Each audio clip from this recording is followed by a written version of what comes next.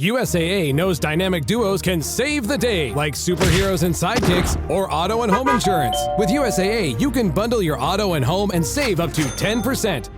Learn more and get a quote at usaa.com/bundle. Restrictions apply. Whatever the occasion, effortless elegance is right this way. Because Hilton brings you new ways to stay courtesy of the Nomad London. And it doesn't stop at award-winning dining in a space draped in velvet and illuminated by vintage chandeliers. No, this day goes beyond with unparalleled personalized service and attentive hospitality. Oh, and did we mention the Nomad London can be booked using your Hilton Honors points at Hilton.com? Hilton, for this day. Military murder is an independent project and is not endorsed by the Department of Defense or any military component. The views expressed are those of the host. The content of this podcast is not meant to be legal or medical advice. Warning, this episode contains graphic details of murder and is not suitable for young listeners. Listener discretion is advised.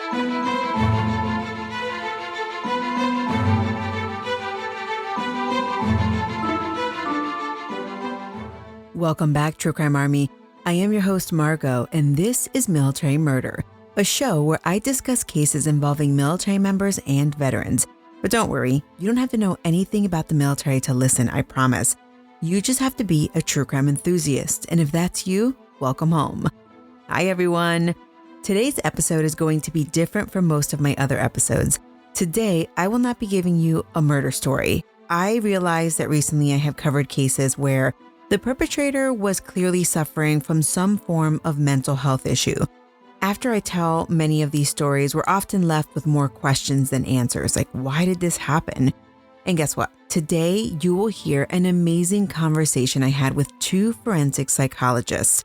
Now, they're not going to give us answers to the questions that we have after some episodes, but they will give us a little bit of insight. Dr. Shiloh and Dr. Scott have impressive resumes, and they agreed to come on the show to chat PTSD, which is post-traumatic stress disorder, and how it relates to the veteran and law enforcement community. Dr. Shiloh and Dr. Scott actually have their own podcast called LA Not So Confidential. So once you're done listening here, you can head on over to their podcast and continue listening. So of course, I have to give my warning that the opinions of my guests are not necessarily the opinions of Military Murder or Mama Margot Productions. Also, nothing in this episode is meant to be medical or legal advice. I know, that warning is something that we always hear in the beginning of the episode, but saying it again just in case anyone forgot. Today, during our discussion, we get into some triggering topics, including discussions of PTSD symptomology and PTSD criteria. We chat about depression and suicide and intimate partner violence. So if this is something you'd rather not listen to, skip this episode. This is a very raw yet casual conversation. And listen, I'm not the best sound engineer, so I apologize for the sound quality. I tried my best, and this was recorded over Zoom. All right, so let me just give you a brief rundown of the things that will be discussed in this episode. So we review the big question, what exactly is PTSD? The doctors tell us the criteria used to diagnose it. They dive into how best to approach the topic of mental health with a medical professional. We chat common symptoms and even uncommon symptoms. They give us a peek behind the curtain on what to expect once we do see a mental health professional. And they chat, something that we don't ever talk about, and it's how to find the professional that works for you. Additionally, they briefly discuss the interplay between PTSD and depression. Listen, we talk about everything in this episode. We talk about resiliency, grit, surviving and thriving with PTSD, and to be honest, without PTSD during a global pandemic. We get into the items that you can use in your toolbox to overcome some of life's hardest moments. The doctors also get into some other stuff like the misdiagnosis of PTSD, and they talk about complex PTSD. And the docs were pretty gracious enough to answer some of my listeners' questions. One question in particular was, how can someone support someone suffering from PTSD? I am so very excited to be sharing this very candid conversation with all of you. Now, enough from me. Let's dig in with Dr. Shiloh and Dr. Scott from from LA Not So Confidential.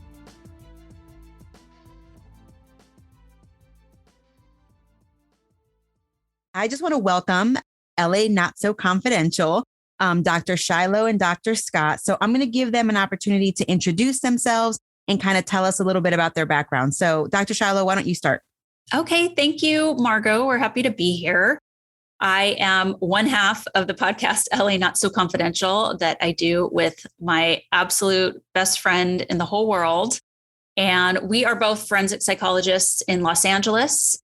And we have done a number of things in our, what we feel like is a short career, but have primarily focused in the areas of forensic psychology, which has included for me, law enforcement psychology, criminal psychology, working with offenders before they go into prison and after they get out, as well as a lot of the forensic issues that come up in terms of dual diagnosis, substance abuse disorders, mental health disorders in those general populations. And before I was a psychologist, I was a police officer myself. And I did that for 7 years before switching careers. And then I started a podcast in 2017 with Dr. Scott. That's awesome. Well, thank you so much for your service as a police officer. That's pretty tough. It was I have to say, a wonderful experience. I would not take it back for the world. And now I'm so privileged to be able to help support and serve officers at the agency that I'm at. And she's also comes from a family of law enforcement. That I think too is an incredible factor in her background. That's awesome. So, like the triggering things. So we were actually just talking right before we started the podcast about how a lot of military things that affect the military community also affect the law enforcement community. But we can get into that in a little bit. Absolutely. Awesome. All right, Dr. Scott, you're up. I guess I'm next. So Shiloh and I met doing our internships at a forensic site. I went to a doctoral program after completing a master's in clinical psych. The doctoral program had an emphasis in family forensics, like expert testimony, doing a custody evaluations, family evaluations, and kind of really honing in on that intersection between law and psychology.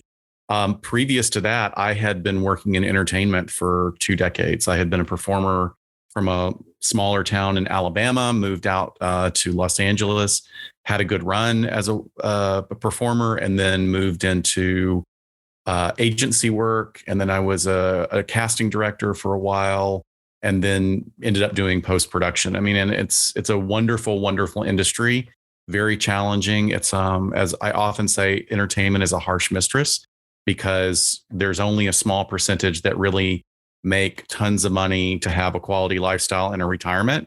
And I wasn't near that. I was having a great time and paying my bills, but it was time to think like, what do I want to do with the second half of my life? And, I went to the first intro class at my master's level education. And within 20 minutes, I was like, oh yeah, this is it. This is absolutely it. This is what I want to do. And then when I got into the doctoral work, I was even more turned on and more passionate. And then when I found the forensic work, that was even more exciting for me. So when I graduated, Shiloh and I stayed really very good friends, and our families spent a lot of quality time together. But I went to start working in the California Department of Corrections. I was a prison psych for 3 years prior to coming back south to Los Angeles in order to work at a very large jail. In fact, it was the largest jail really in the world, with the largest mental health program. It was LA County Jail. So I was there for several years. It was a fantastic experience. Then I became a law enforcement psychologist, and then transitioned out of that opportunity into actually partnering with law enforcement to help address the needs of the community mental health issues that lead to altercations with police in our public. So what we're out there doing is we are following up after hospitalizations and after escalating events to make sure that people are linked to the services that they need in order to restore their quality of life. And it's a fantastic job. It's a fantastic job. And I'm incredibly lucky to have landed in it. Oh my gosh. Can I just say I feel like I'm in the presence of like amazingness right now. Y'all are so awesome. What I think is so interesting is you guys had like two careers, right? You guys did something and then you guys changed completely to something else. And I'm sure you're aware, but in the military, I feel like a lot of military people have the same experience. They go into the military at 18 years old or between 18 and 25 years old. They do either a couple years or a full 20, and then they kind of have like a second life, a second career. And so that is just amazing because y'all have actually done the same exact thing. It's crazy. I feel like I have had legit 3 careers: law enforcement, and then working with offenders, and then now being in police and law enforcement psychology. Feels like 3 very distinct lives, really, professional lives. You know, the formula of our podcast really is forensic psychology and true crime and looking at the concepts that are really happening there. But it's also fun for us to bring a little bit of how is this depicted in the media? Because I think a lot of people, when they see it depicted, they kind of remember, they think like, oh, okay, I kind of know what that syndrome is or what that disorder is. And so we always try to highlight that in our episodes as well. 1, to have a little fun with it. 2, to really let it crystallize for people. Or 3, to say, no, that's actually what is not happening with someone with that disorder. And so Scott's background folds in nicely as well. So it's really a lot of fun, and we keep our show pretty casual, although we dive into some really clinical, tough areas. And what's been unbelievably humbling and exciting for us is in the 4 years now that we've been doing this with 80 very long episodes. I mean, we the two of us between us, we can start talking and never stop. And we have gotten to know our listeners really well. And people have asked us like, hey, I'm thinking about this. Is this how do I navigate even finding out if I want to do this? And, we have some of our listeners that have gone into this field because of listening to us. We have universities requiring listening to several episodes in order for credit in their psych programs. And then also Shiloh and I have opportunities where we speak to various programs across the country. And look, so you're saying like, I can't believe we're in this position. Like it's completely surprises me every day, despite the fact, we're going on 2 decades now, really, since we started this journey. Awesome. So we're here today to talk about PTSD, which is a big mental health issue that affects a lot of military personnel. Can y'all at least tell us what PTSD is? Because I never really dive into it in my episodes when I talk about someone being affected by PTSD. I just assume everyone knows, but it would take me forever and I'm not qualified to basically say everything. So what exactly is PTSD? Sure. I think it's really important to lay this groundwork with everything we're going to talk about today. And I would even say, first off, I think just saying PTSD is appropriate for today. We're going to be talking about criteria and clinically, what does that mean? But I also want to acknowledge that there are a lot of survivors of trauma out there who prefer post-traumatic stress or post-traumatic stress syndrome. There's some talk of that possibly being changed in the DSM, which is the book from which we diagnose. Disorder feels very stigmatizing to a lot of folks. And I want to acknowledge that and honor that, even though I think we'll probably fall into the vernacular PTSD just because it rolls off the tongue. And clinically, that's what it is. That's what it's called. And that's how we would diagnose it or document it in some clinical notes or in an assessment with someone. And with the DSM, this book, the Diagnostic and Statistical Manual, basically lays out the criteria from which we would assess a client and say, are these certain things going on? And if so, then yes, we can diagnose them with it. So the criteria is basically 3 components. If we just really have to break this down to bare bones, the person first off has to be exposed to a traumatic event. So that means that either their own life was threatened or great bodily harm at least was threatened, or they witnessed that happening to somebody else. So it could be you yourself being in a terrible car accident where you thought you were going to die, or you witnessed a car accident where you thought that person was going to die. So that's number one. And really, trauma can be defined so many different ways. But for these purposes, that's what traumatic event means, the worst of the worst. The second component is that they then have to react to that event with intense fear, horror, or helplessness. Some people can be involved in those situations. I think it's somewhere like 70% of the population will experience a traumatic event at some time in their life, but it doesn't mean they're all going to react in that way. But if they do, then they're sort of on this pathway to potentially being diagnosed with PTSD. And then the third criteria is just about symptomology. What do they experience following the traumatic event and having that really strong negative reaction? And it's a number of symptoms that need to be met for at least a month. And I'll break down the symptoms because they have their own little categories too. But it has to be at least a month because these symptoms are completely natural and normal for anyone who experienced this to feel. It's just that if they extend beyond a month, this person might need a little bit more additional support to be able to figure out how to process what happened and start to heal from it. So the symptoms really fall into a few categories. The first one generally is called re-experiencing the event. And this is really the most common, especially that I see just anecdotally. I treat a lot of law enforcement, and after they're exposed to a traumatic event, the most common thing that they are experiencing is what we call waking recollections. Just the incident is playing over and over again in their head.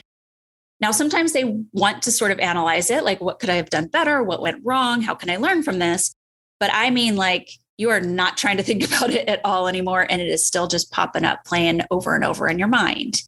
So I think I would encourage your listeners to think about, have they been exposed to a traumatic event, and were these playbacks of the incident happening for them over a period of time? Now, it can be just thoughts of it popping up in your mind like that. It could be nightmares and dreams start sort of entering the subconscious, or it could be full-on flashbacks, which really is for the more severe types of exposure to trauma. So you might think military veteran, various exposures to combat and various traumas, they might have that more severe end of the spectrum of re-experiencing the event, which would be a flashback where they fully feel like they are living in it again. So with all of these, of course, there's a spectrum there. The second category of symptoms is what I just call hypervigilance. So that person has more of a startle response to things that could sort of spook them. It could be sounds, it could be quick movements around them, and or they just feel on edge. For some reason, they feel like they are still in that place where their safety was at risk. And this is just a matter of chemicals that haven't rebalanced yet. When they were in that fight or flight arena, when the traumatic event was happening, certain chemicals are kicking on overdrive because we need them, and some are turning off because we don't need them in that moment. And when someone is still feeling hypervigilant afterwards, it means those have not balanced back out. So their brain is telling them your safety is still at risk. A very quick example, usually when I see officers after an officer-involved shooting, a lot of them will say, a day or two after they go home, and obviously the event's over and they're getting to rest and be home, they go around and they check all the doors of their house because they're like, I just feel like something's going to happen or something's off. And I'm doing even though I know, like, I'm perfectly safe, they still feel like they have to do these behaviors. And hypervigilance is interesting because cops and military, they're all more hypervigilant than the normal population anyway. But this would be above and beyond what is kind of normal for that person. There's two more. Avoidance is, I think, something that would be natural to any of us, just wanting to avoid triggers or remind you of the traumatic event. It could be people, places, things, smells, sights, all of that. It could be avoiding just wanting to talk about it for the 1 millionth time as well. So I think that kind of makes sense to a lot of people. Like if you were involved in a traumatic event, for instance, we had a big hostage situation and shooting here in Southern California a few years ago, and it took place at a Trader Joe's. And there were people involved in that were like, I can't go shopping at a Trader Joe's again, or a Hawaiian print shirt. I want to avoid those. So you get what I'm saying. Yeah. And then the last one is really just, this one was added pretty recently in the last versions of the DSM, but the person is just forever sort of changed in a negative way, in the way they sort of experience the world, the way that they think, their feelings. And I kind of think, well, of course they are. If you're going to be through something like this, then of course you're going to be a changed person forever. But usually it's something that's distressing to them or can be problematic. And maybe they would be in need of some more help through the process of healing. But it really depends on the person and what they sort of bring to the table, what their reactions are going to be like. And that's just the nature of the beast with trauma.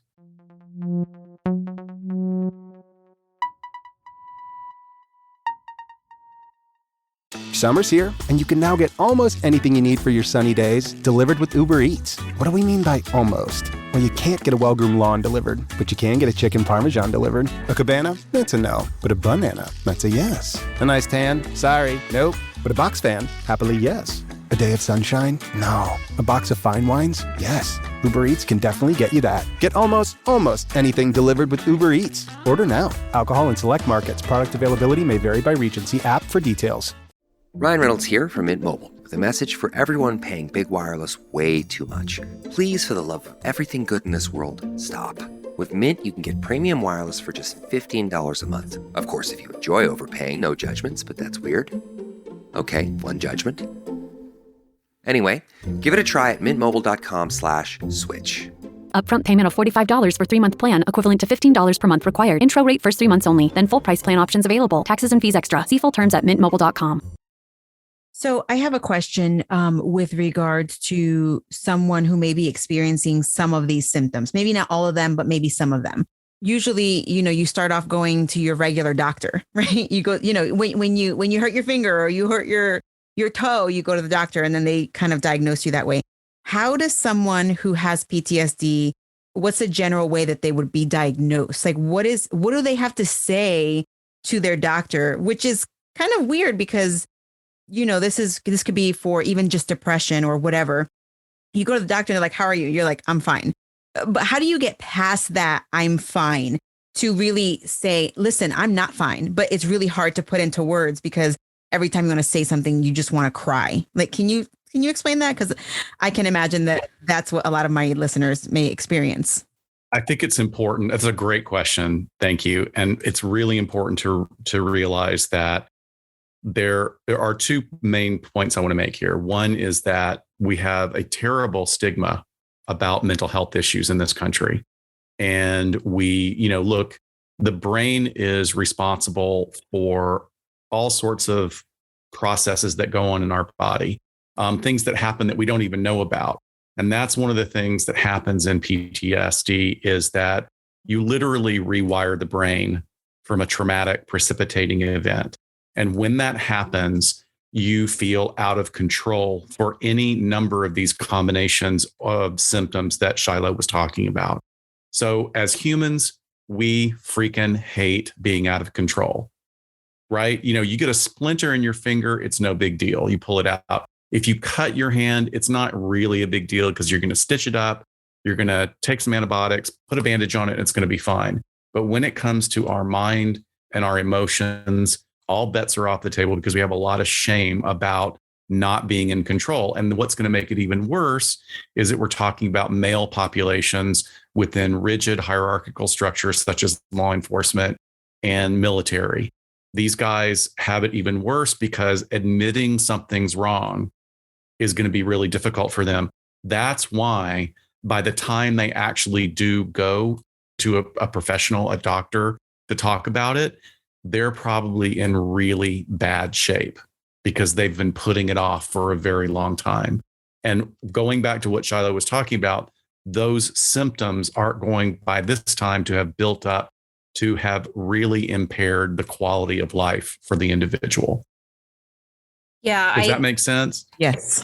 I would add that the first thing that people are comfortable talking about is sleep, that their sleep is disrupted, that, what's wrong with me? That's a great indicator. It's a great question. And I think it's a great way to bring it up, whether it's with their regular doctor or they do end up seeing a mental health professional, because that person should then be able to ask more questions to start uncovering everything else. But I also had a rookie cop recently. I was sitting down with some officers and he asked me such a great question. And he said, how does somebody know when they need to go to therapy? Exactly. And I said, you know what? You are the expert on you, and you know when you're off.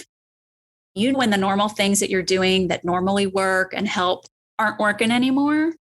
That's probably a great indicator to get in when the problem is small and not huge. Mm-hmm. And if we could get across to people in campaigns or, education and socialization that it is okay to be off and it is okay to seek help when you're feeling off. And I think that there's been some great movement in a lot of organizations and areas of the US, but we've got a long way to go. We've really got a long way to go. Yeah, definitely. And I know that the military is attempting to improve because a lot of people don't come forward because they feel like if they have PTSD, they're going to lose their career.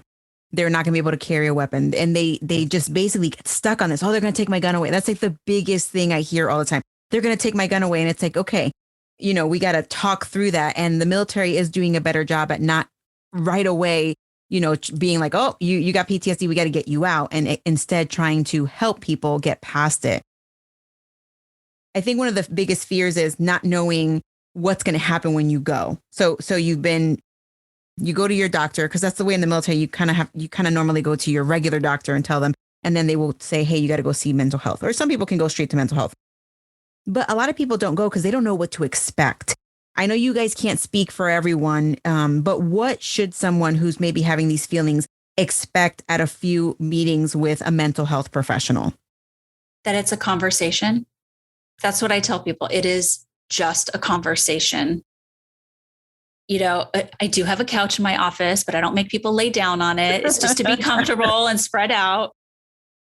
But really, and I hear other peers when they're encouraging friends to go and colleagues to go, that's exactly the language they use too, that seems to get across really well of just go try it out and then have a conversation with this person. If you don't like it, then try somebody else, or maybe it's not for you or whatever, but what's the harm?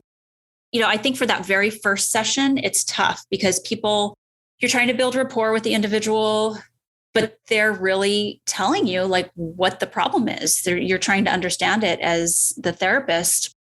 And I tell them like the first session can be really hard because you kind of throw everything up on the table. And then it's like, okay, well, next week we'll start putting you back together or we'll start digging a little deeper. Or I'm going to ask all the questions next time. And it might not be until the third or fourth session to where we really start talking about what the plan is. So it's a process. Be patient, let the person lead the way, because especially if they're an expert or trained in treating people with post-traumatic stress disorder, there's a certain way to do that. And there's certain ways you don't want to do that. So it really needs a lot of trust. Look, I just piggybacking on what Shiloh was saying, my main goal in that conversation in the first couple of sessions is to develop a relationship.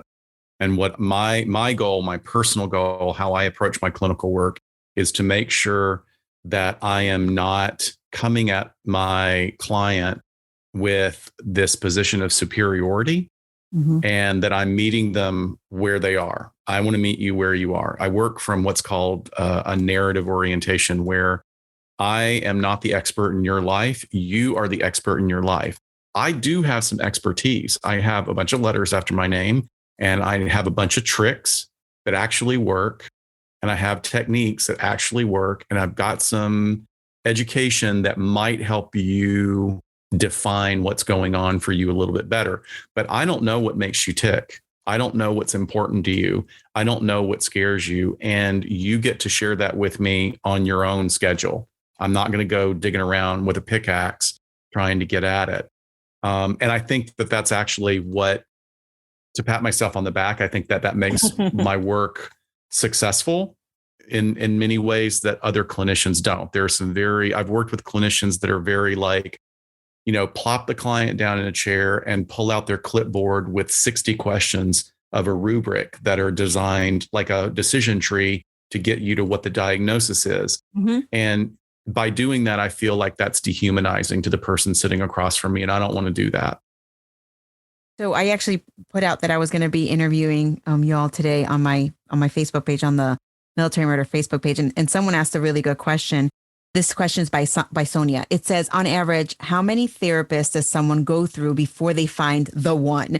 So I'm assuming this means, usually have to go through more than one, which makes sense. I mean, it's the same thing for finding an eyelash person. You know what I mean? You go to a few until you find the one you like. Yes. I mean, and that's like not that big deal. It's my eyelashes. But I mean, finding a doctor that you actually, have like a relationship with is difficult. Do you happen to know kind of how that works? Is there maybe like 3 or 4? Like, is there a magic number, or what exactly? I think you guys kind of answered that already.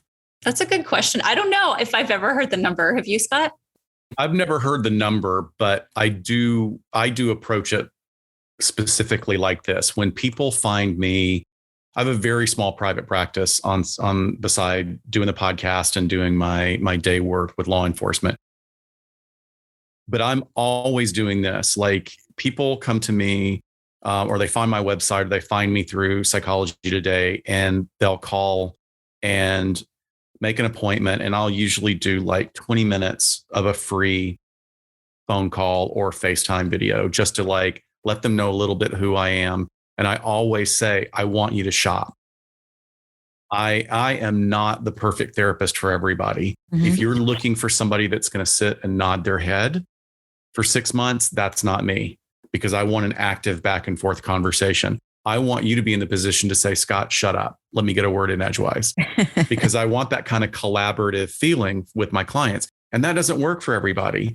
And I piss some people off. And then I have other people that like really enjoy the work.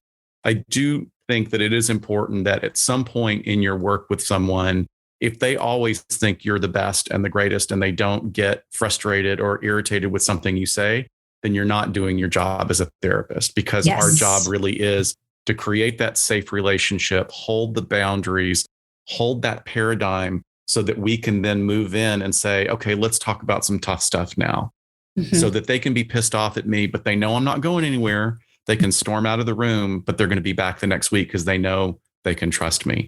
But that being said, I will say to people, go on Psychology Today, go on goodtherapy.org, and look at people's photos, look at their bios, look at what they say in their advertisements, because that's going to give you a really good sense of what they're about. Shiloh, what do you think? It took me 2 tries to find my own therapist. I don't have the experience that Scott has, because my private practice is very directly I just get referrals through attorneys. But I know that it's hard to have a connection sometimes. You have to give it some time. You have to trust it. But I think that's the beautiful part of being able to spend some time with someone, whether it's 20 minutes or a full free session, to see how it feels. And I think you get a pretty good vibe in the first session. Mm-hmm. I know, I usually do as a therapist. And it can be hard because you're kind of laying your stuff out on the table again and being vulnerable. So there is that give and take there, but it's worth it to find the right person. And I don't want people to ever feel like, oh my gosh, I'm so invested, but I feel like nothing's happening, or I hate my therapist, and then they don't leave. Just leave, talk about it with your therapist, I think, but that could be very hard to do. I know. It's like breaking up with someone. It's like, oh, it is. this. Yeah. I'll just write a sticky note. I'll just leave them a voicemail, tell them I'm not going to be back. But people no show, we never see them again. And, that's just where they're at in their journey. Yeah. So I have a random question. I don't think I brought this up to you guys, but what are the plays between PTSD and depression and suicide? Because that's a big thing. Oh, so many plays between all of these. Can there be PTSD without depression? Yes, there can. And I would say that people who are healing from it, who are doing work on their trauma, are probably going to be less depressed than people who are stuffing it down and not addressing it. Mm-hmm. There's just so many different ways in which to talk about this. Here's a good way to talk about it, is to kind of talk about actually how resiliency works with people. So when you have a resilient individual, whether it's because they're naturally resilient or because they've really worked on their resiliency, because now we know in psychology that you can build up your resiliency bank and constantly be kind of, putting money in the bank towards that next obstacle that you're going to have to deal with.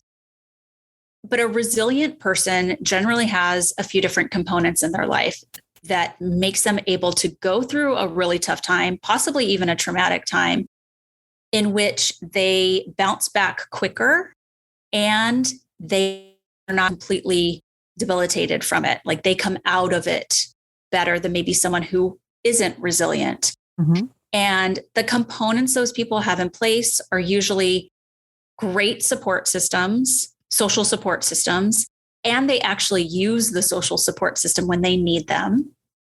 And I think this is a great thing to kind of talk about later when we're talking about military and law enforcement, because do they really ask for help from the people in their lives? Mm-hmm. So having that really great support system, having some wonderful coping skills, both preventative, like what do they do all the time to make sure they're in a good place? But when they're in a bad place, what are those interventions that they can kind of pull out of their pocket as well? So many things are backed by research as far as coping skills and resiliency, gratitude, mindfulness, optimism, being able to think of what got you through the last tough time and then utilizing those skills again. So I'm kind of taking it in this positive view of that's the ideal of what you would want. Mm-hmm. But when someone doesn't have those things and they're isolated and they've experienced a trauma and they're not reaching out to anyone, and their coping skill is to drown their worries in a bottle of alcohol, then you run the risk for obviously the symptomology of the PTSD heightening, feeling isolated and depressed. Clearly, like that's going to put people on a pathway to possible suicidal ideation because they just want the psychological pain to stop. It's not that they want to die. Right. They just want the psychological pain to stop. As weird as that, sort of counterintuitive as that sounds. Scott, what would you add? Well, I think that looking at, for the purposes of this, we're talking about from a military perspective. We ask our young people in this country to take on incredibly adult responsibilities at a very young age before they have actually had the chance to develop a lot of the skills of resiliency. And look, some people are born with it. We have worked with childhood victims of sexual trauma and in, multi-sibling families, and two kids can get the same kind of horrific abuse. One is completely fine. The other one is absolutely traumatized. Mm-hmm. So there's clearly some like organicity or, brain structure issues or maybe chemical balance issues that may contribute to a person being resilient. But we do expect a lot of our military, and we put them in these extraordinary situations without that particular training. This is going to sound completely woo-woo, but what Shiloh was talking about, if we actually trained our warriors to be mindful warriors from the beginning, I think that would make a difference. That would make a huge difference. Now that's an enormous policy issue, and there's a lot of ingrained hierarchical things that are probably going to stand in the way of that. But I think that that's important to remember, that resiliency can look very differently and look differently in different people. PTSD can look differently in a wide spectrum of people. And I wish we actually had sort of a broader idea of what that looks like, because I think we should be more aware of, even if this person only has this area of hypervigilance, that should allow them to hit qualifications for treatment. And unfortunately, in some of our hospitals, if you're not meeting all the criteria, they're not going to give you what are the most statistically validated and evidence proven therapies for that disorder. Another issue that I wanted to touch on that may be related to some of the questions is, I, in my day-to-day work, come in contact with a lot of veterans in very bad space because of what they've been through, where they came from before they even got into the military, and then what happened to them after they got out of the military. And what I think is dangerous is that they have been told they have PTSD, and they might not. They might have severe depression because they came from a depressive family. Yes. Or they had a father with bipolar and they're cyclothymic, which is like bipolar light. And they've been struggling all these years, but why does my life go up and down? I don't understand this. But we also don't allow men to go and put themselves in a position where they say to someone, something is really fucked up for me. Can someone please help me? Right. So like Shiloh was saying, how many of these people actually go out and ask for that kind of support? When it comes to suicidality, thankfully, it's not incredibly common, but it is way higher in law enforcement and military than it should be. And why, like, should be as opposed to anybody else? Because we don't want anyone to be in a position where they're contemplating self-harm and ending their life. But we've already got these structures in place. They're already hierarchical structures. They should be able to implement a lot of things that address these issues for our people in uniform. That's just my soapbox, but I don't see that a lot happening. I do see it happening with the law enforcement I work with who are former military. They will pull out all the stops for vets. They will pull out all the stops. We will get nonprofit and non-VA related services, and people will be going to their home like on a volunteer basis, like having to prop this person, wanting to prop this person up and get them on the track again. And it is frustrating that as large as our military is, and as much money as budgeted to it is people that work for the VA have to work within this framework that clearly is not meeting the needs of the people who need it the most. Mm-hmm. Yeah, definitely. And I will add that as a female veteran myself, 11 years, I can attest to the women in the military who also feel maybe less likely to ask for help because they feel like they have to be just as tough as the guys. Absolutely. So that's just something that I've seen. And then also, just with sexual assault in the military and you just hit it. I mean, oh my goodness, we have to have this. You guys should make a podcast just about veterans because what you said was so amazing. People have trauma before the military. They at least have a goal to join, and there's so much sexual abuse that happens and so much other just physical abuse and just mental abuse that happens before they join, and then they join, and then afterwards they have this whole other life. And so is there such a thing, I guess, I was thinking about this earlier, as like compounded PTSD? So you have like PTSD from childhood trauma, and then you go to war and you get blown up and you get PTSD again, and then something happens after you get in a really bad car wreck as a veteran. I mean, is there such a thing as just like compounded PTSD? Yeah, absolutely. Absolutely. I think that's what kind of screws some people up sometimes, is because it can certainly be one event like we've talked about, but maybe they have one traumatic event and they're pretty good. Like, they quote unquote heal within the time frame they're supposed to. And then they go out on another mission and there's another traumatic event. Maybe this time it wasn't witnessing something, their life was threatened. But you know what? They're doing okay. They're able to do their job. They're functioning. They're not experiencing a ton of symptoms outside of that month. And then the third event actually might not be that bad, but that might be the one that then triggers all of the symptoms. And then guess what?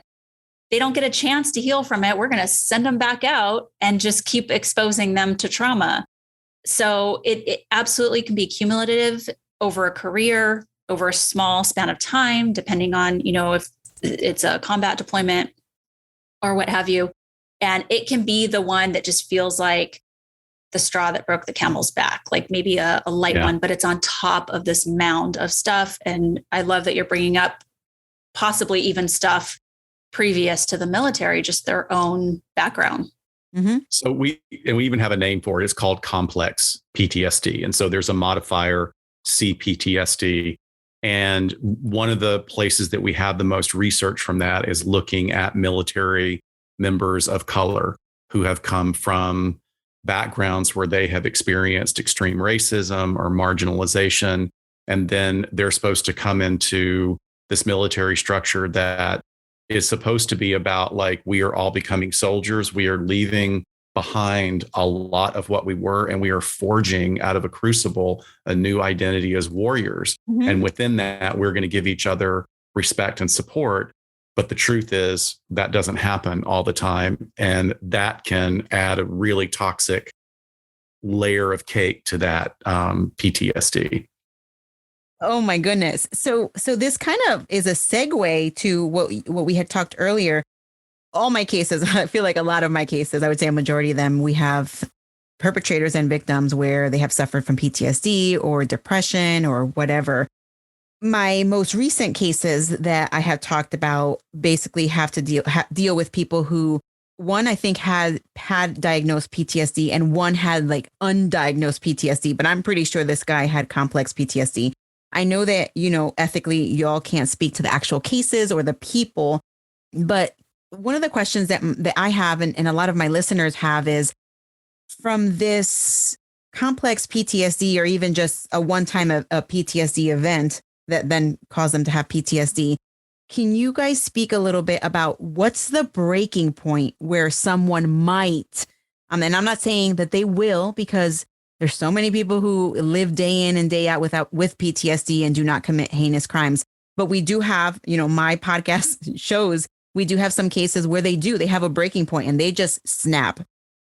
Are there studies that have studied the psychology of it or what causes that person to do that? And then can we talk about ways to prevent it? And I think we've kind of already talked about that, but let's just kind of go in that order. Well, one of the things that we know with all of the research about violent events, especially mass shootings and school shootings, first of all, nobody snaps. That is, the snapping is not a thing. Okay. The pathway to violence is an evolution. And so people, get on this evolutionary path for a number of reasons. When it comes to many individuals that were former military, unfortunately, because they have this stigma about seeking help for their issues, what they'll do is they'll fall to what they know. And what they know is self-medication. So if alcohol is used, and cannabis is legal in this country. I have no problem with that. But people are now ingesting and using cannabis that is 500 times stronger than anything that was found in nature before they started doing hybrids. And it gets stronger and stronger. And now you have unlimited access to it. There's also absolutely this proliferation of crystal meth on the streets of any large urban area, and a lot of like backwoods areas too, because it's incredibly cheap to manufacture. And when that becomes a factor in someone's self-medication, all bets are off for when they're going to act in a violent way, because all of those substances really severely impact the individual's ability to, it impacts their cognitive abilities. Mm-hmm. So that's one of the things I wanted to say about that is there is no snapping. It's always an evolution. And the more you dig into these cases after the fact, unfortunately, you start finding like, oh, this was happening. Oh, this was happening. So what is the thing that pulls the chair out from under the person that does push them over into violence? Usually that is the removal of one of the aspects of what they perceive to be their support system. So if they've got a girlfriend and the girlfriend finally says, I am out of here, I can't take this anymore, I'm gone. Mm-hmm. And then they lose a job, boom, they've just lost 2 chair legs. So that's going to lead to a sense of hopelessness, helplessness, anger, frustration, and whatever else has been boiling up in their mind for the last few years or however amount of time. That's what causes people to roll over into acts of violence. And there's so many overlapping factors that are similar with homicidal ideation and suicidal ideation. So if there is a red flag for either of those, there should also be assessed. And that's why sometimes those legs get kicked underneath them. And sometimes it's suicide. Sometimes it's murder-suicide. And we know in the research, specifically in law enforcement, that with officers that die by suicide, there's what we call the deadly triad. There's 3 things going on there, almost the majority of the cases, vast majority. I'm sorry, I don't have an exact number for it, but there's underlying untreated depression. There is an alcohol abuse problem, or I would say substance abuse. It's usually alcohol or it's usually pain meds, and the recent loss of a romantic relationship. So exactly what Dr. Scott was saying, the girlfriend or the wife or the boyfriend or the husband says, I'm done. And it really feels final that time. And that is almost always going on when we sort of do this psychological autopsy of law enforcement officers who die by suicide. So I would assume the numbers are pretty darn close for the military. Yes, I've actually covered quite a few cases where it's murder-suicide, and it's usually someone is saying they're going to leave. And it's usually not the first time they say they're going to leave. And going back to resilience, cops and military are not great at utilizing their social support system in the ways we want them to. Like I said, there's definitely this insulation of, okay, I'm just going to surround myself with people like me, my law enforcement buddies, my military friends, maybe just by nature of the job. If you're on a base or if you are steeped in the job, working crazy, ungodly long hours, that's who you have around you. And hand in hand, what we talked about of not wanting to show weakness, the stigma of going and seeking help. There's also the stigma of just telling someone that you're not doing well. So if you're not saying it, if you're not utilizing that social support system, a lot of times the barriers I see also is that person is usually the rock of the family or of the friend group. So it's really hard for them to turn to someone else and say, I need the support now. I'm having trouble. They also don't want to burden people with their stuff. So, I don't want to call, my buddy's going through his own stuff. And, my mom, gosh, she doesn't need to hear my stuff too. And then they just end up not telling anyone. But they isolate themselves. They don't have great coping skills. And this is all stuff that usually develops after they get on the job. Especially in law enforcement, we psychologically screen them pretty well. Pretty comprehensively. So we rule out a lot of these things that we're then seeing years later, but it's because of the nature of the work. Mm-hmm. Wow. Okay. That's so... I want to go back a little bit to the resiliency that y'all talked about, because in the military, we have these resiliency trainings. And it's usually like, hey, let's have a barbecue, or here's this PowerPoint presentation. And it's so not helpful. Right. And I don't know, I'm trying to think, maybe in the beginning, we do it every couple months, and then it just kind of takes us away from our work. So everyone feels like, oh, we have to have this resiliency training, and then we're going to have more work to go back to because we took a whole day to be resilient. And now so now I'm stressed out. Yeah, it's kind of an interesting predicament. But go ahead. Can I jump in about something? I know I don't want to get too far away from your question, but I do want to illustrate something. I've had the opportunity and the great luck to, in my life, live in many different places around the world, much like military do. And it was a great experience. And it made me love the US in many ways that I didn't have an appreciation for before I traveled. But what I do think that the US gets wrong in a big way is that we have this really perverted idea of work ethic. And like, you are supposed to work yourself until you are so stressed out and your fingers are bleeding, right? And no other country, a lot of other countries don't do that. Like Australia, it's like, no, you have your 2 months of vacation every year, no matter what your job is. And the stress levels are lower in these countries that do it. But we have this sort of cowboy mentality of just work. And, that has a bunch of ill effects on the body. So I fall prey to that too. Like you're saying, like, oh crap, it's a 3-day weekend and I'm going to love having that Monday off, but then, it means a short week. And you know what? Like I have to remind myself, I have to listen to that voice that says the work's not going anywhere. It's not more, it's not less. The work is the work and I'm not responsible for it. Take that up the ladder.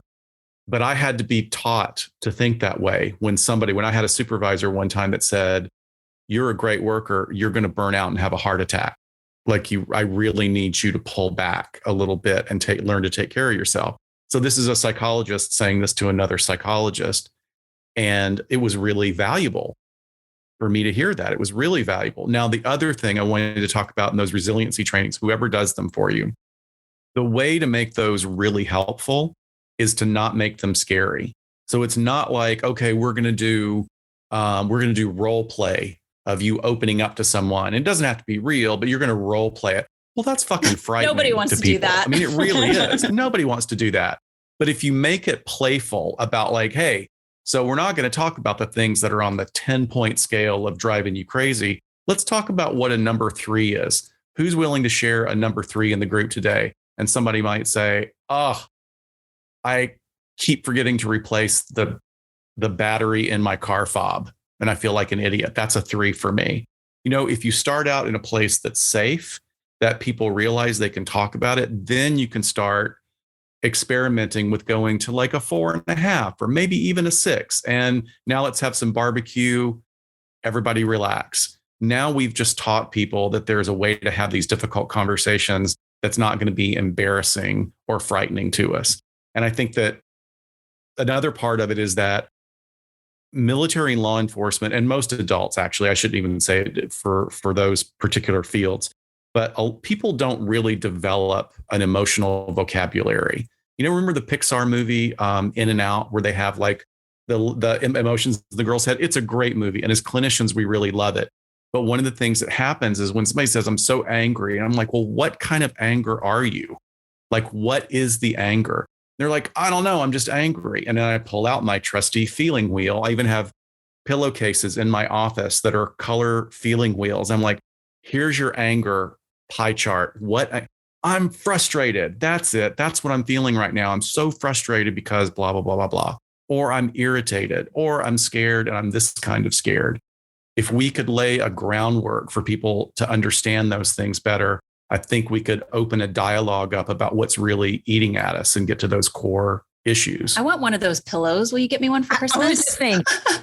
You got it. I'm getting you one. Send one to Margot, and then she can pull it out at training.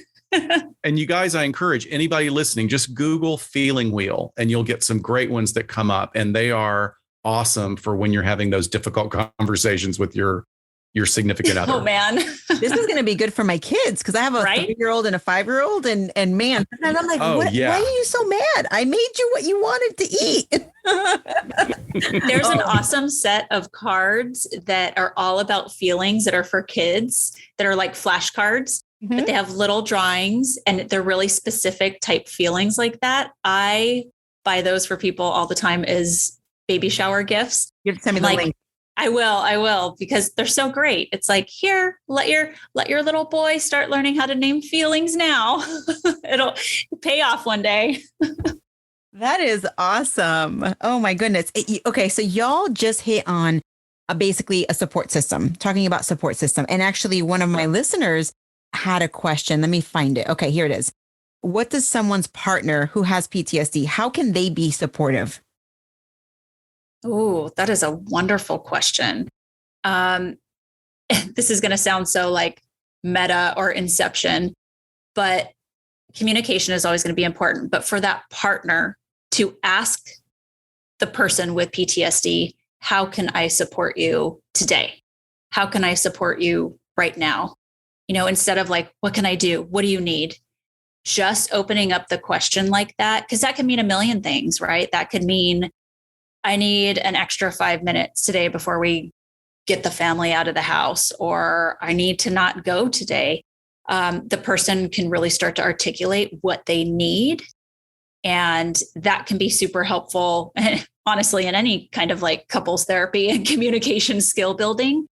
But letting them know you're supportive, it's hard because I think people don't want to tread too lightly and miss something. And then they don't want to be all up in their face and feel like that they're adding to the stress, right? So I won't say constant, but the consistent checking in of how can I support you? And then of course, supporting their decisions as far as, getting help and therapy and trying to help them in that way. But I think that's just, an overall, what I would say when I think about a day-to-day of a couple living together. I completely agree. I also think it's important for the support system to have a support system.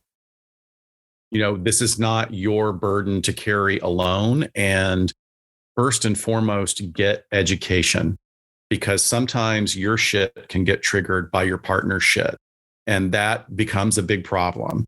So one of the things I would put out there as a great organization is NAMI, the National Alliance for Mental Illness. It is a wonderful website. There are chapters all over the US, and, they are families and friends and spouses of people struggling with various forms of mental illness or emotional challenges. And there are incredible resources and support systems that are very, very helpful. And really, I think everybody benefits from therapy. And there's a lot of options out there right now. There are helplines. There are 800 lines. There are suicide, depression lines and anxiety lines. Reach out. Don't feel like you have to shoulder the burden yourself of taking care of this individual when you're not really sure what's going on. And here's an analogy that I think is important to remember too, is that, and this is going to be difficult because we think of loving relationships and sickness and health and all that stuff of like, I'm going to be there for this person and I'm going to stick through it.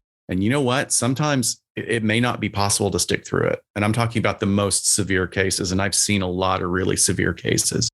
But the reason that boats have life preservers hanging on the side is you throw it out to the person to give them the life preserver so that you can reel them back in. You don't jump in the water to swim out to them, because in their desperation for survival, they will pull you down and you may drown as well. So using that metaphor, your support system is as much a life preserver for that person as it is for you. And keeping appropriate boundaries. And certainly when it comes to, like, I draw a line in the sand, their physical abuse is never, ever appropriate. It's just not. And it is a turning point in relationships that I encourage everybody to get away from. So if we're talking about like a significant other relationship, and now it has moved because someone has PTSD and is struggling with their symptoms, but we are now moving into IPV, intimate partner violence, that's a whole other level that has to be addressed immediately. And Shiloh has, and I know you feel very strongly about IPV as well. I mean, obviously easier said than done, and probably a topic for an entire other podcast episode. But when it crosses into that space, a lot of work needs to be done, but there needs to be a safety plan in place. Yes. We all know that that's the most dangerous time in a relationship wherein there's domestic violence and someone plans on leaving. Yeah. Sometimes all the best laid plans still backfire if someone shows up from work early or something like that when you're trying to move. Oh. Yes. Yep. But once again, I mean, circling back around to what Shiloh said at the beginning and what you emphasized as well, is we're not saying by any stretch of the imagination that PTSD absolutely equals that one of these horrible things is going to happen. That is, we're talking about the worst case scenarios right here. Exactly. Which is, kind of what my podcast is about, is worst case scenario, right? And that's why I definitely wanted to bring both of you on to kind of talk about PTSD. So that's kind of why we went into that discussion.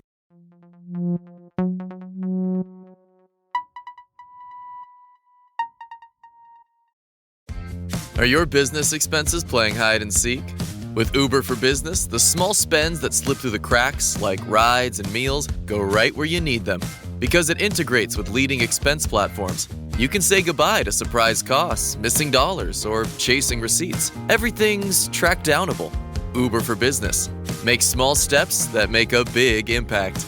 Learn more at uber.com/small steps. This episode is brought to you by GM Genuine Parts and AC Delco. Get the most out of your vehicle with GM Genuine Parts and AC Delco original equipment. The only parts designed, engineered, tested, and backed by General Motors. You can find your perfect fit for most makes and models and choose from 3 tiers of parts, including GM OE or gold and silver aftermarket parts. Visit gmparts.com for more information. So one of my listeners, Gabrielle, asked, what testing measures are they using besides subjective interviews? ? And then she wrote PCL-5? ? Yeah, it looks like the VA uses it. Yeah. And it's a 20-item self-report measure. So a self-report interview is going to be, if you know the right questions to ask, same thing. So it's going to be garnering information from the individual to see if they meet that criteria that I laid out at the beginning. And I would prefer to do it in person than have someone do a self-report, because I think the ones that people respond to the most, like there's a self-report for anxiety and nobody really feels too badly about feeling anxious. Depression, some people may not want to admit. PTSD, we've got to assume that the individual is being open and authentic about what their symptoms are when they answer those. So I would rather do it in person if I can. I would also argue to, talking about this not ending in these devastating ways that we've kind of touched on today. But I would argue PTSD is probably one of the most manageable diagnoses in the DSM, to where, you're going to have it forever. There's no cure. I was going to ask that. I'm so glad you said that, because I was like, is it a weird question for me to ask that? Okay, so if there's no cure. Right. There isn't for a lot of disorders or diagnoses, but is it manageable? Absolutely. As long as you're coming forward with what you're experiencing and you're getting help, it's one of the best case scenario diagnoses to have in a lot of ways. And again, it doesn't always have to be at that far end of the extreme like we think, but an incredibly manageable diagnosis.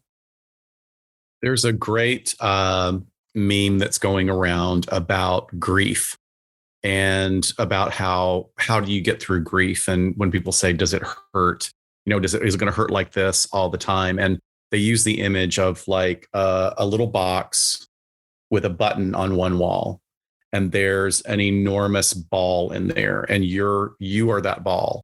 And every once in a while, you're going to bounce off one side of the box and you're going to hit that button, and you're going to relive all of your grief so intensely about your loved one that you've lost, or the job that you've lost, or whatever stressor you've had in your life. And does that ever go away? No, it doesn't go away, but your room gets bigger and bigger.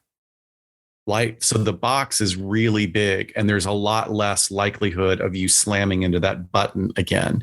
So I think of that in terms of what Shiloh was just talking about with PTSD, is that we have so many great treatments, and more are coming down the pipe as well.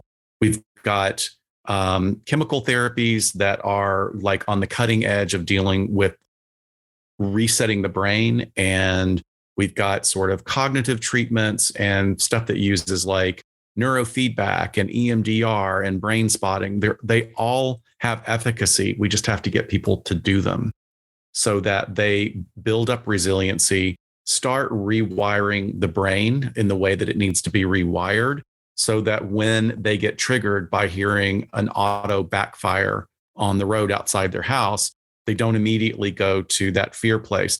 They might startle, but they won't startle to the extent that they did before, and they will recompensate and reconstitute much quicker than they did in the early stages of the syndrome. Wow. That's so amazing. We kind of answered this question, and if we did, we can just skip it. But one of my listeners, you already talked about the common symptoms of PTSD. Are there any uncommon symptoms of PTSD? I would say if there are uncommon symptoms of PTSD, it's probably the ones that are on the more extreme side of things. So the more severe the trauma or the number of exposures that have happened, that's when you're going to see the rarer stuff, like the flashbacks. Mm-hmm. So that is not common for somebody who has just experienced a traumatic event. The worst of the worst, we think about the Vietnam vet who hears the backfire of the car, and all of a sudden they're back there. They can smell the oil. They are in the jungle. They feel like they're sweating. That is pretty darn uncommon. So it's going to be the extreme side of the spectrum of those different types of symptoms that we laid out. They're also a lot more hidden. I mean, I wouldn't necessarily say they're rare, but they're unexpected.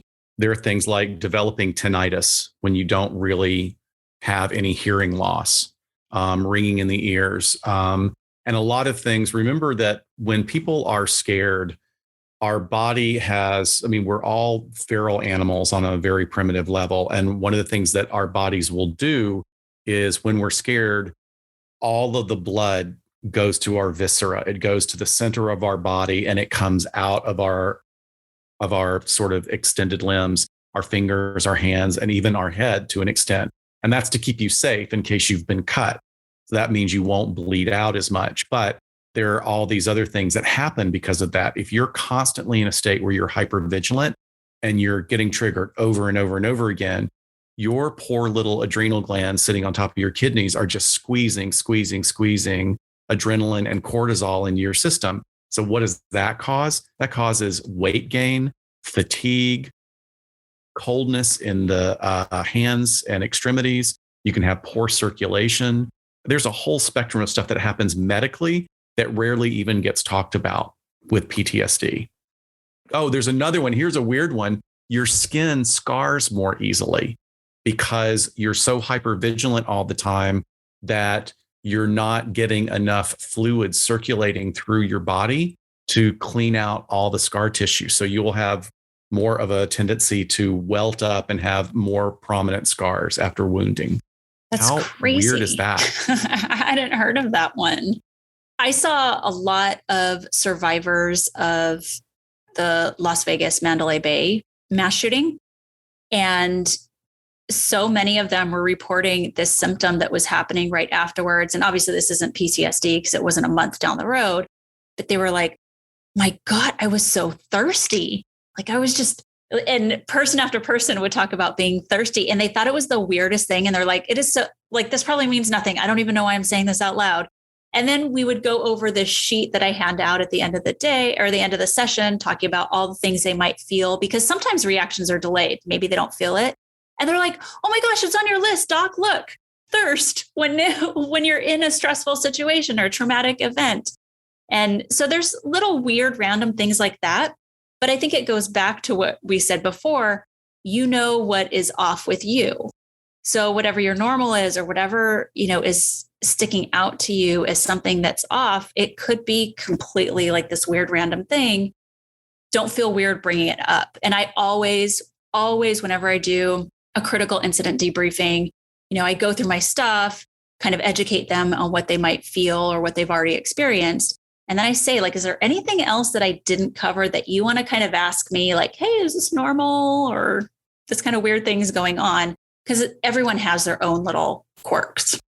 I was just going to say also, without naming any names, because we want to stay clear of getting into any cases. But the idea of having a psychotic response to PTSD is actually quite rare.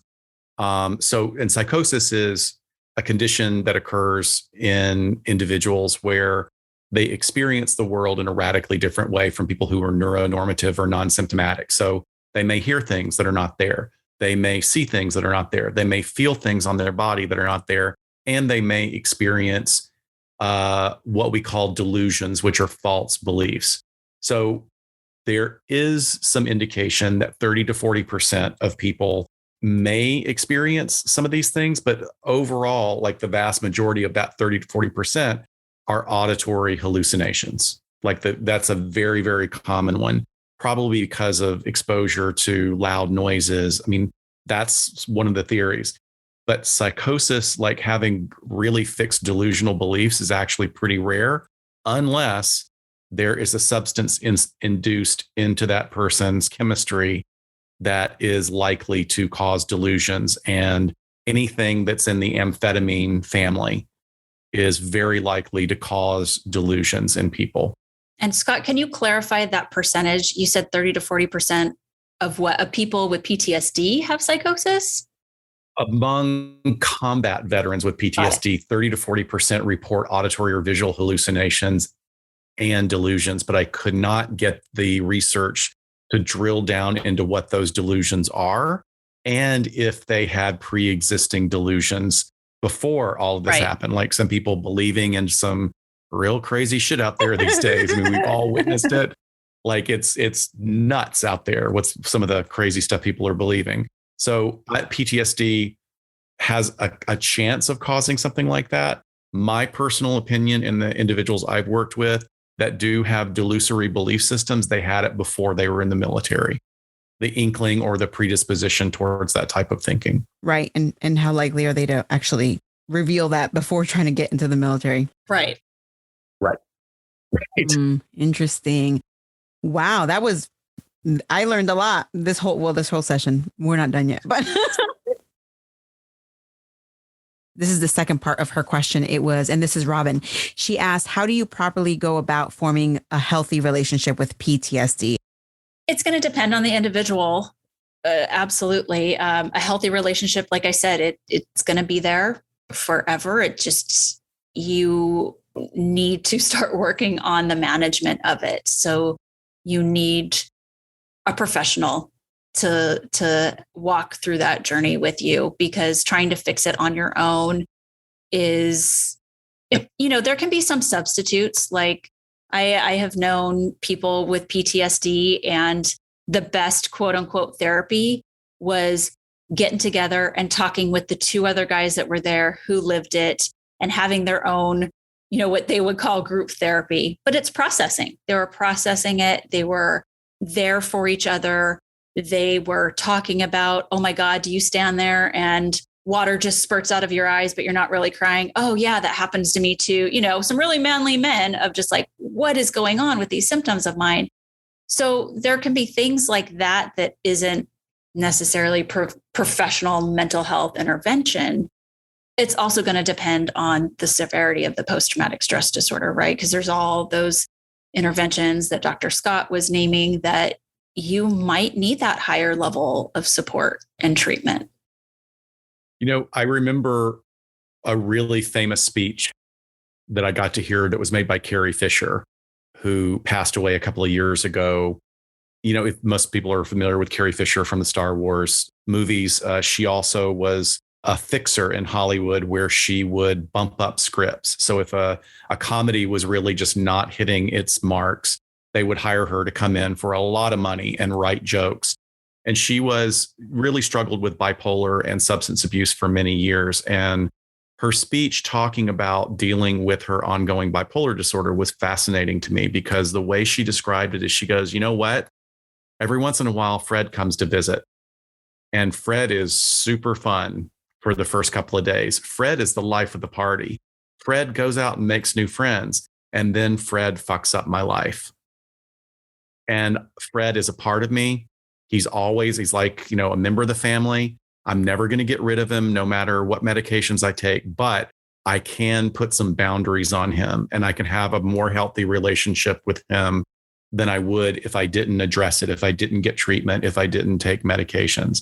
And that was really profound for me to hear that.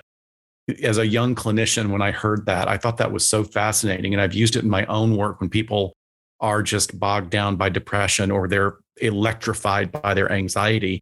I'll say, well, let's name your anxiety. I mean, it doesn't have to be you. Let's externalize this thing that's doing so much harm to you, and let's change your relationship. Maybe you can tell Martha to go fuck off and leave you alone because you don't have time for her tonight. You've got to get dinner on the table and you got 2 kids, and I don't want to deal with your shit, Martha. Go. We'll talk for 5 minutes tomorrow.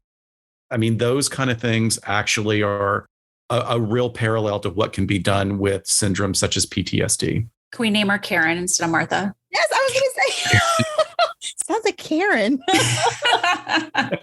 Well, that's so amazing. I follow someone on, I think it's called Juggling the Jenkins or something like that. She actually has struggled with substance abuse and depression, even suicide, I believe. And she does this skit where she is her, right? It'll say like my anxiety, like she walks into a room and then there's all these people, but it's all her, but it's different versions of her. Like this is the anxious her. This is the depressed her. This is the really super excited, wanting to be there for everybody her. And it's so amazing because that's exactly what you're talking about. And I love watching these videos, maybe that says a lot about myself because I mean, I know I have a lot of different personalities, but it's amazing to kind of visualize it that way, that you can be all these different types of people and you have to hone someone down. You're like, hey, listen, you need to just kind of take the back seat because it's not you right now. It's not about you right now. Yeah. That's awesome. I'm going to have to find that Carrie Fisher speech that you were talking about and post it because I like that. Kim asked, other than therapy and alpha stim, are there other treatments for someone who doesn't want to take medications? And she says, I should mention I'm assuming the person who may have PTSD full-heartedly believes the diagnosis is incorrect. I mean, there's great treatments out there. There's great medications out there. It doesn't matter if the person is not willing to engage. Well, it's like, okay, you're saying you don't have PTSD, but you got something's going on. What can we do with what you've got? Well, I don't have this. I don't have that. That's a whole other hour-long talk about how you try and communicate that to people. But when it does come to medications, look, there is almost more stigma about taking medications than there is about mental health diagnoses themselves.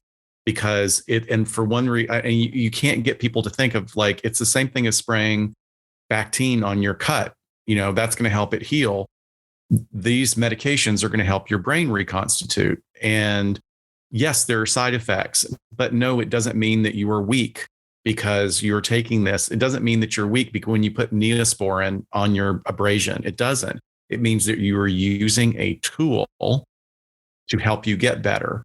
Some people, when they're in the midst of their worst symptoms of panic disorder or agoraphobia or OCD or PTSD, they are so stressed out by the weight and severity of their symptoms, they can't use the skills that I'm trying to teach them. I can't teach you to do square breathing or tactical breathing when you're so flipped out that you can't stop moving and crying.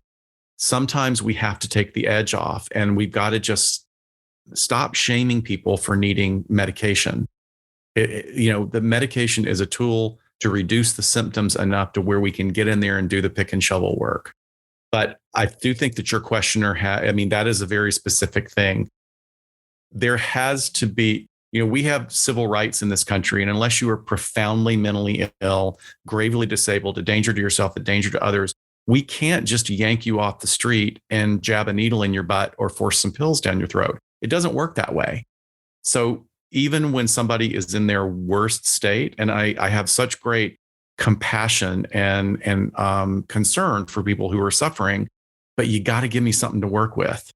I have to have leave me a cracked door open, please, so that I can get something through to get you back on the road to recovery. And I think that's difficult as some people come to us as clinicians. They're like, what can you do about my brother, my father, my mother? If they can't help us a little bit, if that individual who's suffering can't let their guard down enough for us to help, then we're really in a bad state. There's not a lot we can do. Yeah, it's like someone who wants to lose weight and they go to a nutritionist, but they don't want to follow any of the diets or meal plans or anything like that the person is offering. It's like, well, you gotta at least trust me. Like, give me a month, give me 1 month. Like just give me time to help you. Change is hard. Research shows people have heart attacks, and then here's your activity and nutrition regimen that you have to follow, and people don't, and they almost die.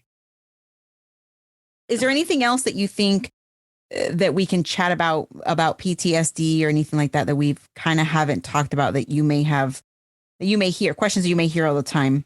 I think in this last couple of years, which has been really hard for everybody with the global pandemic and the unique stressors and chronic stress that has come with that, I kind of feel like the term resiliency has been super played out, especially in law enforcement and military, and people are just kind of tuning it out at this point.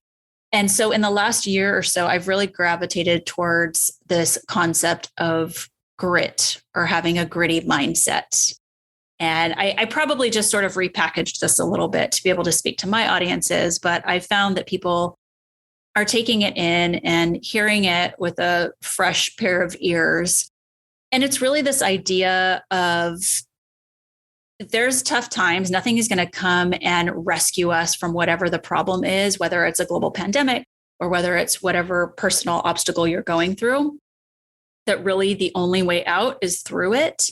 And I think that law enforcement and military draws very gritty people to begin with. It draws really resilient people, right? You don't sign up for this job if you don't think that you can handle the stuff. Even if you don't know the reality of it, you know some of it, you know what you're going to have to face.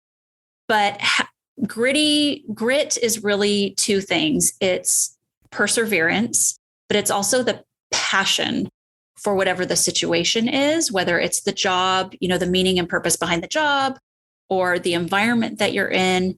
And I have really encouraged people to look at themselves, like their personal grit, but also creating a gritty group at work, surrounding yourself with good people, leaving the naysayers and that crusty old guy that's been around forever who motherfucks everything, get them out of your life. Like, you don't need that anymore. Misery loves company. And then also at home, like, how do you create a gritty family? And that's been really important in these last couple of years as well. And I think this holds true for military families. It's a lot of communication. It's a lot of planning on the front end, things that we know, like, let's have a plan for what if somebody gets sick with COVID? Are you going to go to a hotel? Are we going to quarantine you to your room? So at least the family knows when that stuff happens that you have a plan to put in place. Because of course you have passion for your family, but you need everybody on board to have perseverance too. So I think that comes naturally to these occupations and professions that we're talking about. But sometimes you need a little bit of a reminder to cut the bad stuff out of your life, cut the negativity out, and just build that really good, gritty group around you, whether it's at work or at home. That's excellent. I guess what I would piggyback on with that is to say, look, I mean, okay, this is going to sound bizarre, but like, I understand that things are rough right now in many ways, or at least we have the perception of things being very rough. And I don't want to minimize any of the stressors that anybody listening to this is feeling right now. But I do want to say that we have been through an extraordinary 19 months now, going on 2 years. Extraordinary. And what has happened is there's been a lot of people across the political spectrum, I'm going to make sure everybody understands, I'm saying across the spectrum, everybody I hold responsible for this, have created a lot of political divisiveness, which has put people already in a heightened fear state to dig their heels in. And people now are wearing thin and they're not functioning at their best. And this is the time where it is time to take stock, pull back, use whatever tools you have to take care of yourself. And I like the idea of surrounding yourself with gritty people. I also have to say that, like, look, statistically, things tend to get better. I mean, I know that it feels like things are shit out there right now, but we live in a miraculous time with medications that can keep you from dying. 100 years ago, you cut your finger, you could be dead in 2 days, right? We live in a very wonderful world with a lot of great things, and having that identity of resiliency and grit, like Shiloh was talking about, is also looking at things very realistically. Things are not all that bad for me. Yes, I'm out of work right now, but I had work before. I'll probably get work again. And I want to be very clear. Don't mean to minimize that there are marginalized communities. There's ageism, there's racism, there's sexism. There's a whole bunch of really bad problems that we need to address.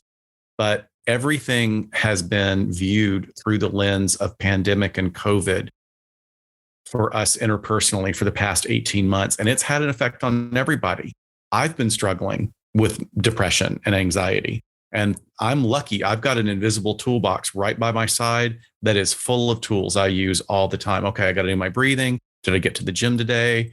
Have I eaten a good meal? Am I hydrated? Have I made sure I laugh? Have I done 3 minutes of sitting and thinking about what I'm grateful for? Those things can absolutely be almost magical in getting us back to what is our most healthy baseline. And I would hope that anyone listening to this kind of can get a little bit of sense of relief so that they're not thinking, well, it's not all me. I'm not alone in this. You're not alone. We're all struggling. That's awesome. Oh my goodness. Well, I think we got it all. We covered a lot. We did cover a lot. I think we're definitely have to come back and talk about some other stuff, because I definitely have some more questions about a whole bunch of other things. And I know my listeners are going to too. So I just want to say, I really appreciate both of you for taking the time on a Sunday. And so what a lot of podcast listeners don't know is this isn't our first job. This isn't you guys' only job, right? This is kind of like a secondary thing, something that we do on the side, right? And so it's Sunday night. It's 9 p.m. almost my time. And it's 7 p.m. almost your guys' time over in California. And so I just want to say I am so grateful. I didn't know how this conversation was going to go, but it flowed so well. I feel like I'm talking to two of my best friends, right? That's the highest compliment we could get. Thank you so much, Margot. You're so easy to go back and forth with. And yes. And you guys I love what you guys do. And you guys know so much about the veteran community. And sometimes what I know a lot of my listeners feel like, they're like, thank you, Margot, for covering these military cases that sometimes don't get people don't talk about, right? People don't want to talk about this. They don't want to talk about the stigma. They don't want to look bad. And it's like, okay, well, we have to talk about it. We have to talk about it, because my biggest thing is this makes us vigilant, right? And it's not just vigilant of like, you got to lock your doors, you got to close a window, you got to do this, you got to walk with the keys. It's also about ourselves, because sometimes we are our greatest enemy, right? Because we just hold things in and we don't want to, spill our guts to a stranger at a doctor's office. But I'm like, why not? What are they going to do? They can't judge you, because you don't have to see them again if you don't want to. Exactly. And so that's the great thing, right? Absolutely. It's like karaoke. Go do it where you don't know anyone. You never have to see them again. I mean, this is going to be completely a gross example, but look, the reason we vomit and the reason we have diarrhea is because our body is trying to get rid of something that shouldn't be there. Right. And I love that. For me, when I am still seeing the same therapist I've been seeing for years. And I every 2 years, I go in for probably 6 weeks for touch-ups, and I am vomiting all over the walls. I'm getting so much stuff out, and this person doesn't judge me, knows my history, can help me, gently, not physically, but metaphorically, can take me by the head and slowly change my perspective so that I can see things in a different way. And boom, I'm right back at baseline and ready to go again. So I just appreciate you giving us the time and the opportunity to speak to you. And again, everything that you're doing and talking about, and your listeners, let's do everything we can to destigmatize mental and emotional challenges in our entire population, especially military and law enforcement. Definitely. And I think for me, my biggest thing is my husband last night, he's like, you're always crying. I don't always cry, but there's times where I just hold everything in. I'm just Thanks, honey. Yeah, Rob, right. And then I'm just like, and then I feel so much better. I'm like, oh, great. Thanks for letting me cry for a second. Now I feel better. There you go. Good. Okay. Now next good. week, we might get there again. But no, it's amazing what therapy can do for us. And it doesn't just help you as a person, but it also helps your loved ones, right? Because they're trying to figure out how can we help, right? But like you said, sometimes you need to help yourself. You need to be willing to help yourself in order to help the people around you. Thank you so much for coming on to the show. What episodes, top 2 or 3 from LA Not So Confidential do my listeners need to start with? We run the gamut on things. I think that paraphilias, which is one of our earliest episodes when we didn't know what we were doing, paraphilias is a great one. You're going way back. Yeah. Paraphilias, Stockholm Syndrome, I think is really good. And Folie à Deux, The Madness of Two. Those are good. And I love that this summer, beginning of this summer, we did a whole series on vintage LA noir crimes from the late 1800s on up to the 40s, I believe. And it was they're crazy. Super crazy. They're crazy. There's crimes. so much psychology there. And plus we were able to talk a little bit more loosely because like everybody involved is dead and it's not too unethical for us to comment or have some conjecture about what was happening. But it's also kind of cool to look back at those times and talk about what was going on culturally and in the society and how certain populations were treated and things like that, throwing women into mental institutions because they're being difficult. That's always super interesting to go back and look at. So not only do we do the contemporary stuff, but from here on out, every summer, we're going to do a vintage series. Oh, that's awesome. Cool. Well, I'm going to make sure I find those episodes and list them down in the show notes for my listeners. Thank you. Oh, thank you so much. Okay. So can you tell people where to find you on social or wherever? Sure. We have a brand new, beautiful website that has a ton of information, and we have linked every single guest spot we've ever done. So Military Murder will be on there where the listener will be able to go and listen to your show from our site. But please check that out. It's la-not-so-confidential.com. And then we're also on the big 3 for social media. On Instagram, we're at LA Not So Podcast. On Twitter, we're LA Not So Pod. And then Facebook, we are at LA Not So Confidential. And Scott always puts up a ton of great articles on Facebook and some really hilarious things that he likes to, that tickles his funny bone. And he thinks everyone else needs to see it as well. So you get some fun stuff on Facebook. And Shiloh is wonderful at social media, and she's added an extra dimension to our show, is that we follow up after every episode drop with a live stream on Get Vocal that takes place on Saturday afternoon after we drop our episode on Wednesday. And we have just a blast. And we invite anybody to come listen to us on Get Vocal, ask questions. There's a bunch of interaction. People can jump in on screen if they want to interact with us or ask questions. So please, just Google LA Not So Confidential. You'll find all of the things there for us, and come join the family. It's a great group of listeners. I appreciate it so much. And thank you so much for coming on.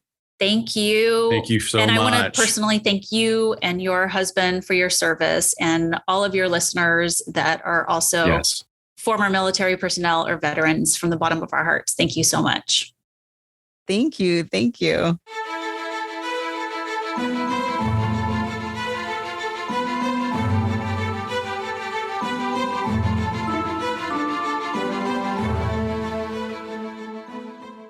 So, what did you think? I'm so happy to have had that opportunity to chat with Dr. Shiloh and Dr. Scott. No kidding. I actually got goosebumps while chatting with them because they were so relatable, and their work with law enforcement and veterans, it was just such a perfect fit for our conversation today. The funny thing is that I had a chance encounter with them during CrimeCon house arrest about a year ago. So it's just funny how life works itself out. Anyway, go check out LA Not So Confidential right now, subscribe to their show, and I am going to link their show in my show notes, specifically one or two of the episodes that they recommended you listen to first. If you loved this episode, feel free to leave a 5-star review on Apple Podcasts or wherever you listen.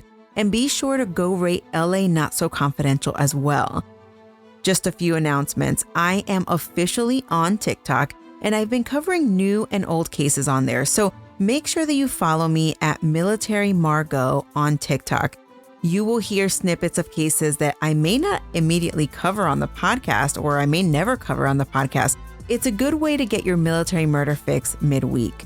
If you cannot get enough of military murder, don't miss out. Head over to the Patreon fan club. If you sign up right now, you have access to the entire back catalog of bonus episodes, which at this point is 14 bonus episodes in like the lowest tier, all the way up to like 20, 21 or 22 episodes that you can listen to. You also get access to all previous and future episodes completely ad-free. It's a great way to support this indie podcast. All right, this show was created by Mama Margot Productions and produced in collaboration with my Bootcamp and Hire fan club members. The show's executive producers are Falcon 13, Nicole G, Alicia H, Tina S, and Ryan R. This month's newest associate producer is Sharon S. And this month's newest assistant producers are Tiffany W, Nora U, Steph D, Jamilia, Tanique, Nadine, and Alyssa R. Thank you all so much from the bottom of my heart for your continued support. The music was created by Tyops. Until next time, remember, you never really know what someone is capable of, so remain vigilant always. You have a fabulous week, and I'll keep digging to bring you another military murder story next week.